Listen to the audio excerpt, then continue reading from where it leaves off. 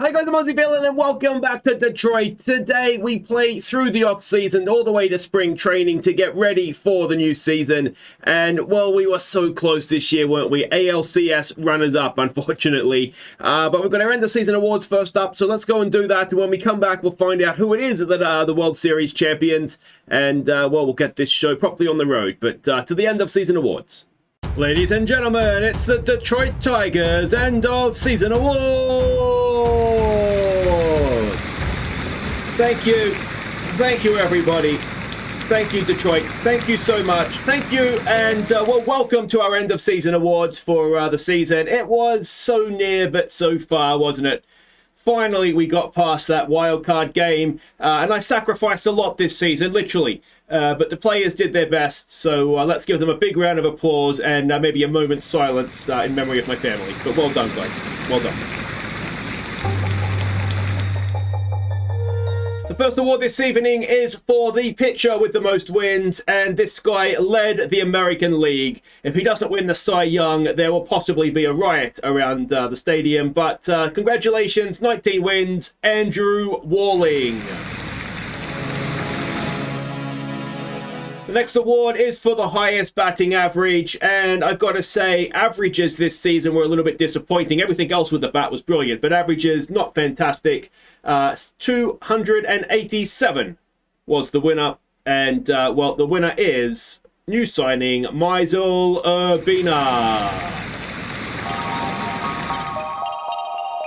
The next award is the Golden Bullseye for the player hit most by pitchers this season. And I guess when you're hitting home runs, pitchers aren't going to like you very much. So with 12 bruisers, the winner this season is Tony Vega.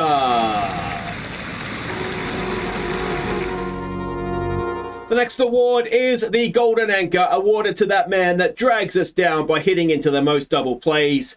And quite an achievement, this guy. He is just can't quite cement himself as a regular first choice everyday player.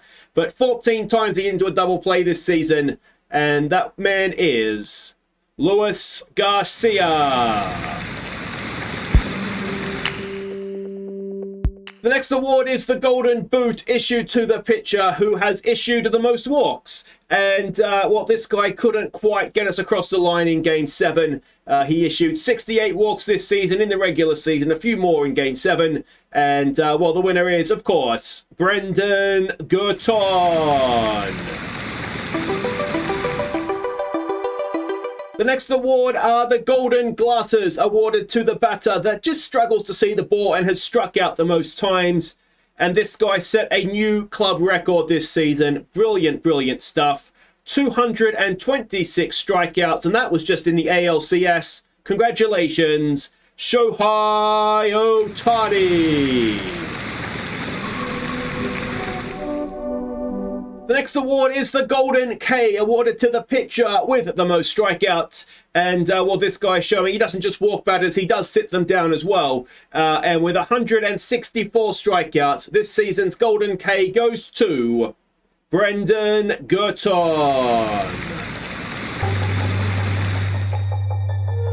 Next up, it is the Golden Broom, awarded to the man who sweeps clean the bases, the man with the most RBIs. And we've already seen this guy up here once today with 119 RBIs. He is a very worthy Golden Broom recipient. So congratulations, Tony Vega. Next up, it is the award for the pitcher with the best ERA. And I give this guy a fair bit of crap, I've got to be honest. But clearly he knows what he's doing. He comes out of the bullpen. He has an ERA of 2.33 this season. Congratulations, Matt Litwicki. The next award is for the man with the most home runs, and this guy led the American League with 46 of them.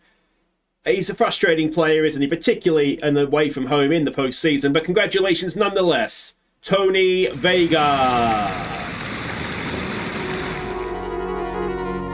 The next award is the horse's ass for this season's worst player. And it's difficult to acknowledge, anybody as being a worst player in a year that ultimately was, I suppose, a success when we look back at things.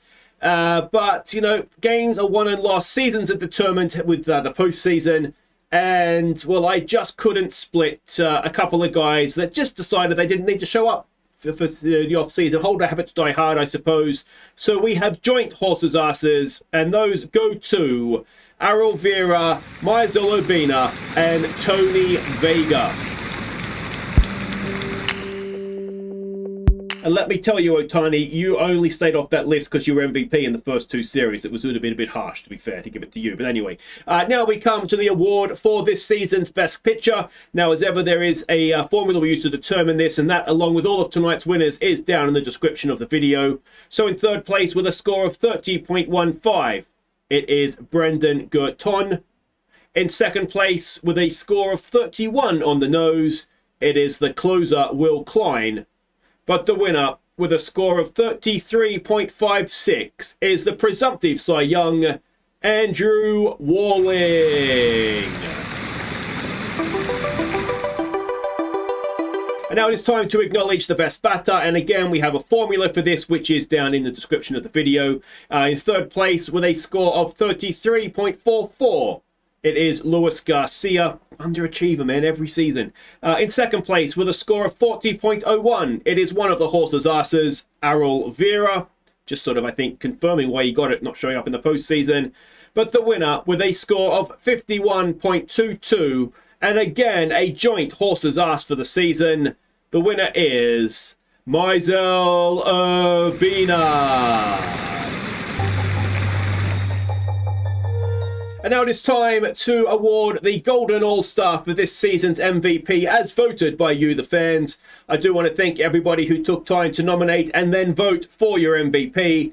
And I can now reveal that the man you have elected as this season's Detroit Tiger of the Year is Andrew Walling. Well done, well done. Congratulations to Andrew and the rest of the winners this evening. It's going to be a busy winter. We bid farewell, of course, to Shohei Ohtani. And, well, we've got to figure out how we replace his productivity in the lineup, of course. And a few other decisions to be made on a few players as well, if I'm honest. But looking forward to it. Hope you are as well. And I will see you back all again in the spring at Comerica Park. Thank you, everybody. Enjoy the rest of your night. Thank you. Thank you. Thank you very much.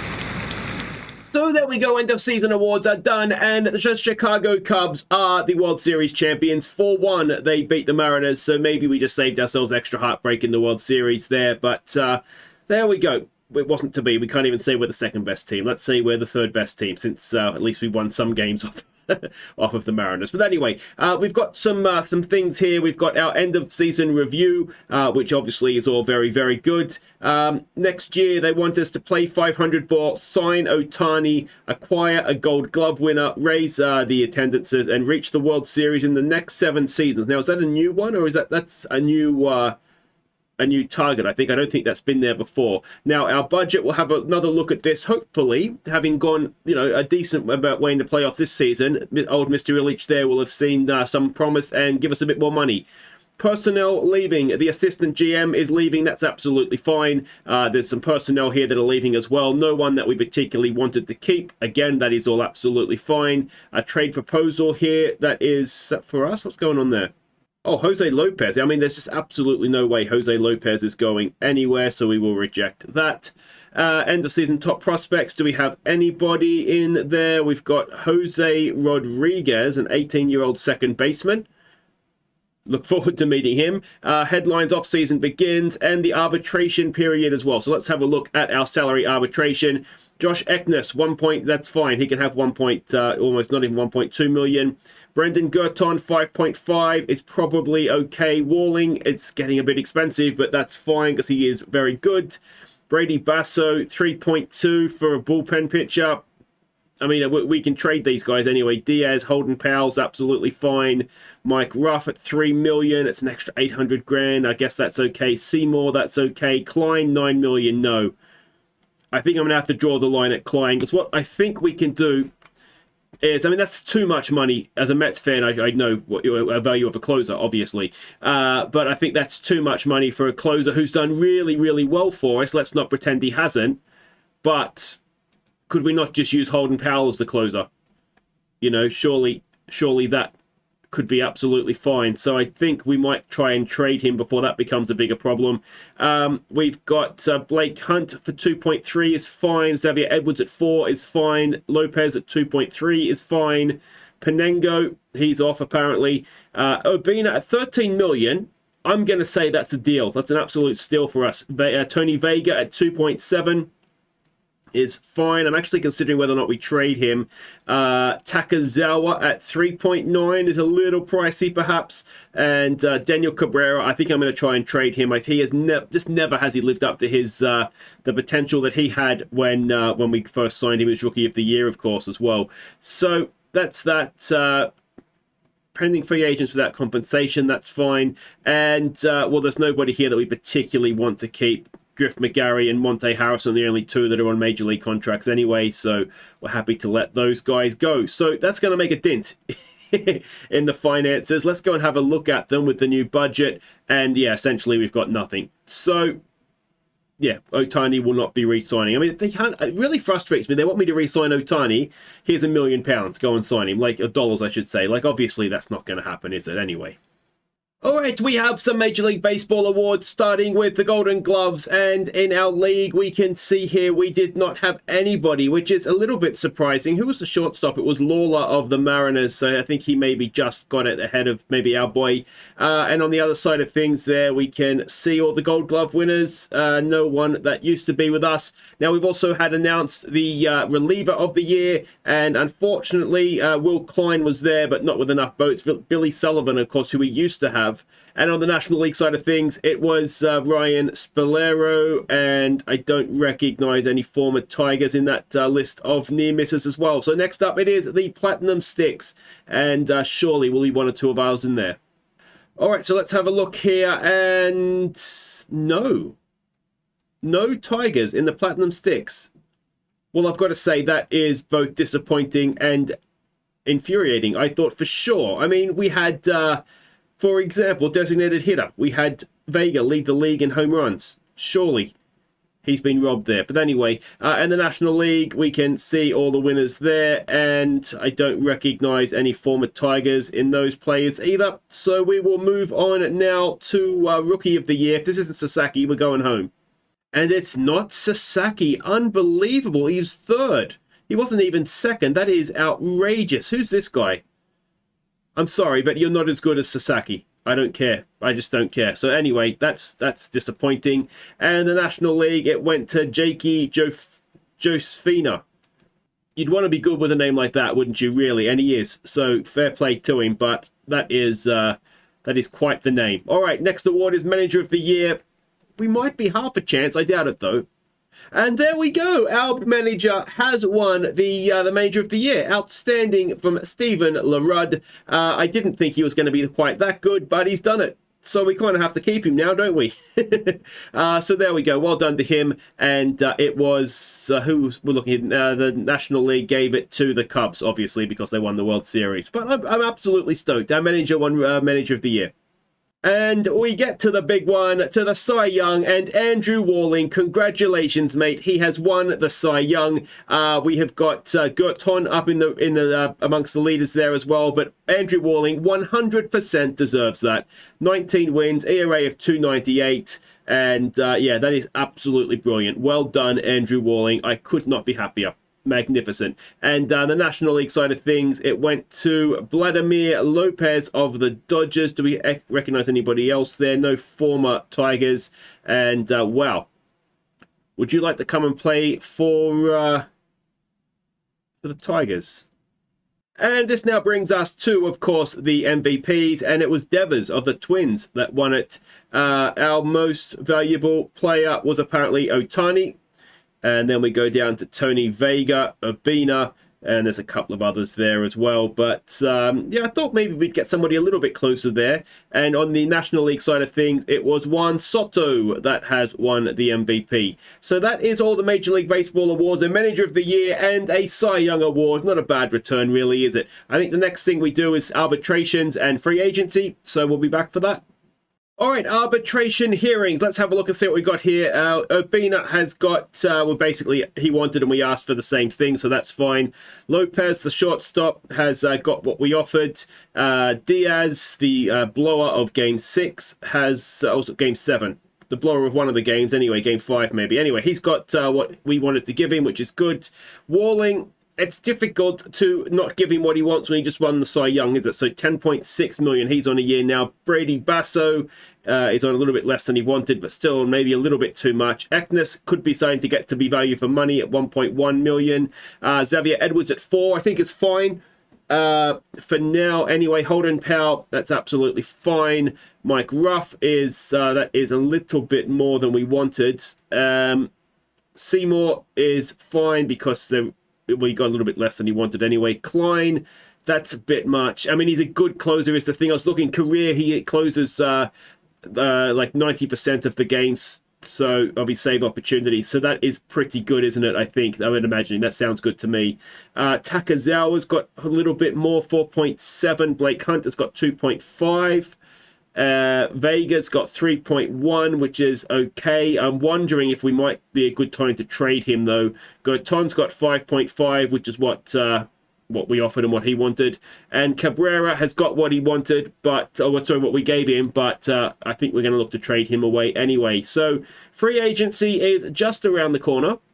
All right, so we have got free agency here now. There is, on the international free agents, one guy here that I'm looking at and thinking, yes, please. 6 million is what he wants. We'll keep an eye on that. We might offer him. We don't have anything. What do we have to offer? Projected budget, room, cash. We have 3. We don't. So I'm not quite sure what we can do here. Maybe nothing. But oh no, he doesn't want to play for our manager. So that's going to be a problem. All right, well, he won't be coming then. Now let's have a look at the actual free agents here. Now, Riley Green is a free agent at 28. He wants 35 million a year. He is worth it, but we obviously can't afford to do that. Tommy Edman is a free agent as well. He was good for us for a while there, wasn't he? So I'm going to go through this. Let's go through it together and see what we have. And Ohtani at 22 million is right up there amongst the best ones. And well, it's one of these now where I think we maybe want a starting pitcher. We've got to start and turn our attention towards all those kids we have coming through in 2031, don't we? So I think maybe I've got to be a little bit restrained here and just, if there's somebody that can make us better down the line a little bit more, then maybe we look to get them. But I don't see a sense in sort of signing, guys even in their early 30s, because they're going to be getting towards the end by in 2 years' time. So I'll have a look at this. Garrett Cole, 6 million, he's wrecked. Maybe not a good idea. So yeah, we'll see what we can do. I wouldn't mind a starting pitcher. I wouldn't mind maybe getting some more power into the lineup to try and replace Ohtani. But ultimately, Austin Meadows is a free agent, 18 million. Yeah, but ultimately, I just think we need to maybe play a little bit sensible here and start building towards the golden generation, to use a football term that we have coming through. All right, it is Rule 5 draft day, and we're not going to partake. There's one or two that might be of use to a point, but I don't think there's anybody there. Maybe he would be useful snapping up, but yeah, there's no one that's really gonna make us that much better. So I don't really see a sense in doing it. So hopefully we're not going to lose anybody. Let's just go and check that though. All right, so it looks like we did lose one player. It's just the one guy I was a little bit worried might get picked up, but he's 28 years old. We know that at third base we have Garcia, we have Edwards, Takazawa can play there. That's certainly my plan, is to train him there. So I'm not overly concerned, but he was the one that I thought might get picked up. But that's not the end of the world, so there we go. All right, a quick update for the Hall of Fame. We have an inductee. It is Adrian Beltre, as only 6th year has been inducted. You can see here the others and the players that have missed out. So yeah, look at that. Peruse at your leisure. And speaking of Hall of Famers, potentially a future Hall of Famer found by our scout here. Look at this guy, 16 years old. And if he can live up to that sort of potential, then, well, we could definitely have ourselves a Hall of Fame player of the future. So let's hope that he comes through and that he comes through quickly. All right, we have done a trade, and this one makes me really sad. Daniel Cabrera has left. He's gone to the Braves. He was Rookie of the Year his first year up. He has just never quite refound that the promise it looked like he was going to have. He's 30 now. He's on $2.8 million a year. So I thought, let's just cut the losses on that one. We have some good young outfielders coming through now as well, so he's going to fall further down the pecking order. So in place of him, we have got in essentially a prospect, a defensive prospect. He's not too bad. It's Manny Williams, not too bad with a bat. But you can see over here, his defensive ratings are really, really good in a number of positions as well. So I don't know that he's going to necessarily start for us, but he's on a minor league deal, and we saved ourselves some money, and potentially we might have ourselves a good little player here. We'll have to wait and see how he develops, of course. Look, Mr. Illich, you've not given me enough money here, mate, so we're going to have to just change the way we're doing things and just do things on the cheap. I know. Can you believe Ohtani wouldn't sign for $6 million? Outrageous. Okay, so I think we're going to have to change the way that we are going to do this baseball thing for the next few seasons. Ohtani, we have $6.5 million. He wants to. It's not happening. It's not happening. So I mean, I didn't think it was happening anyway. But if he's leaving, we don't have any money. We need to come up with a different way to score runs. Basically, I think. So let me show you the Tigers. What are we now? 8.0 or something. So what I'm thinking we will do is, basically, we're going to try and just have quick base runners to try and get around the bases as quickly as possible. So that means that we would have Abrams and Edwards, who are both really good base runners. And, well, we can't see last season's stats now, but on-base percentages, all of our guys, most of our guys are sort of 350 and up. So sort of 1 in 3 times they get on base one way or another. So I'm thinking that Vera Urbina will definitely be around to try and provide a bit of power to maybe drive those runs in. I'm not sure about Vega yet. I think he might be fading, but we'll see. And then I'm thinking Woods, Takazawa. Well, they're the two that I think in the outfield particularly that are up for grabs here. Now, we do have some players. Molino obviously is one of them. He is another one that's a really good base runner. He did well when he came up last year. Whether he's quite going to develop into the player we want him to be is perhaps debatable. But if we go down into actually our AA side, there are 2 outfielders here that I think could be useful for us.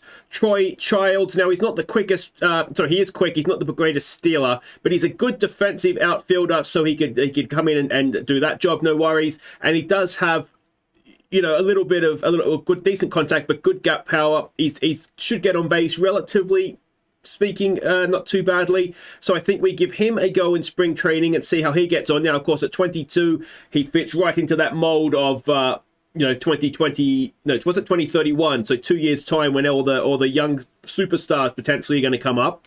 And the other one is Chris Ford. Now, he's quick. He's a little bit better stealing. He's a good bunter as well. But again, look at this defensive rating in the outfield. He can play center field for us really well. He doesn't have the greatest arm, so maybe he's more of a left. But anyway, we can deal with that. But again, another one that has really good gap power. And if we can just maybe develop the rest of his hitting a little bit, then it's another one I think that through his career, he's got a decent on-base percentage as well. I think that those two could come in and do a decent job for us, and it just kind of means we're in a little bit of a rebuild phase. But what I think this does mean is that I'm not going to look to necessarily trade away Klein and a couple of the others that are on bigger money in the bullpen now, because we've got a budget. We've got to spend it on something. I don't know if it's going to necessarily do us any good to save it, because we've made money, I think, every season anyway, and we've never had more than 170 million to spend. That seems to be like our hard and fast budget. So, you know, if you got it, spend it, and when they're up, the players are up, then we'll just let them go. So, or we'll look to do a trade at that point. But that is what I'm thinking we will do right now. Well, I just need to make sure we get a squad that can do that, don't I?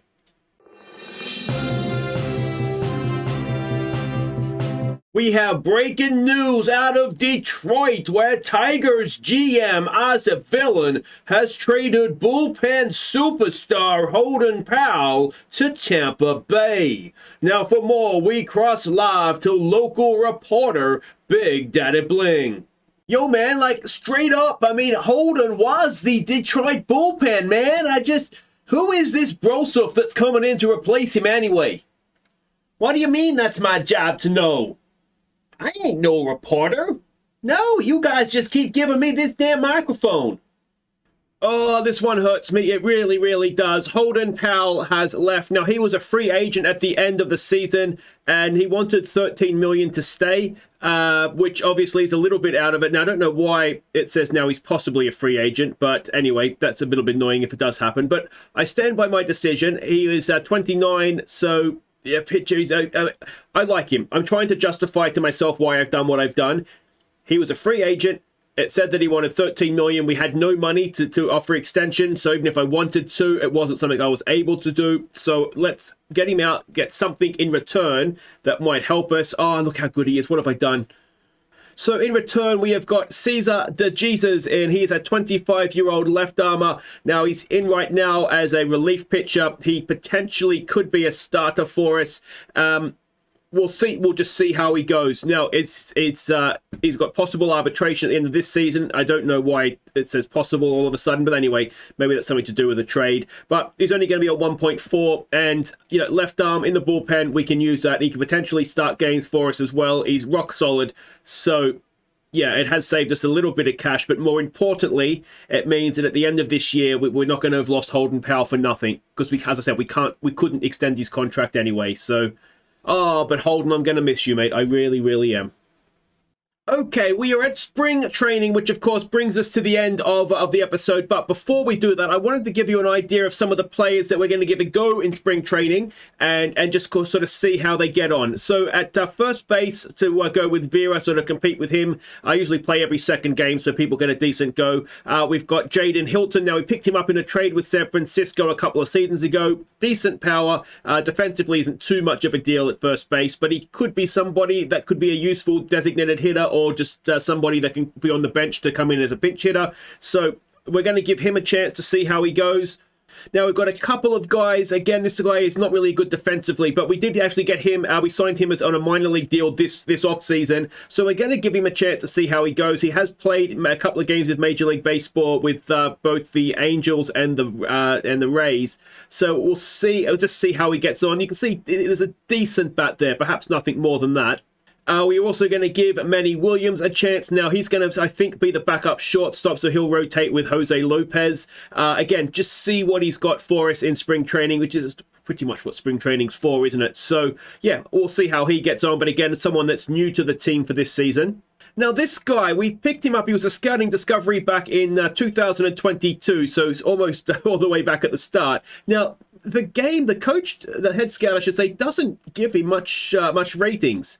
But I don't know if that's because of the defensive work. I mean, he's average or a little bit below. But what I really, really like, I mean, these batting stats, as a designated hitter, he could do fine, couldn't he? I mean, he's 22, he's young, he's only ever played A-ball before, so we'll just see how he goes. But I think he's way, way better than the 1.5, 2-star player.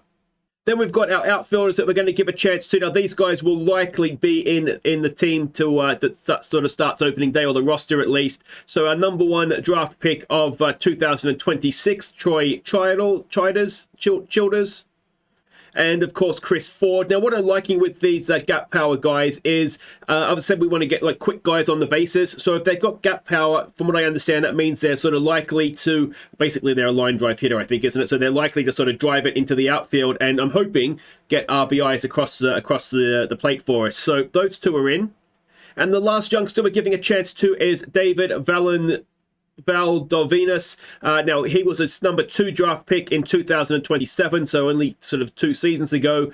And we're just going to see how he gets on again. There's a lot to like about his bat. He is above average defensively as well. So, again, it's only ever played A-ball, but we'll give him a chance. Where we got to lose? Worst case scenario, he can go back. We'll probably force start him in probably AAA, to be honest, this year. He's good enough for AAA, so... yeah, we'll see how spring training goes. I think there's a lot of promise there, I think. So, like I say, we'll see how things get on, and we'll be back for spring training. Let me know what you think. Where do we need to improve, if anywhere? Now, we'll be back for opening day, which this season is going to be at home to the Ragin' Cajuns, so that'll be an exciting time. But until then, I've been Aussie Villain. Thank you so much for watching. Pitching is going to be roughly the same, and of course, just as a reminder, we do have coming back, I'm hoping for the end of this season for the roster expansion, this guy. So, well, let's keep our fingers crossed that he comes back fit, firing, and ready to go. But yeah, pencil him in your head when you're getting a pitching rotation together, because he is going to be a very good starter for us. Hopefully this time next year he's going to be ready to go. Until then, I've been Aussie, and thank you so much for watching, and I'll see you opening day. Take care.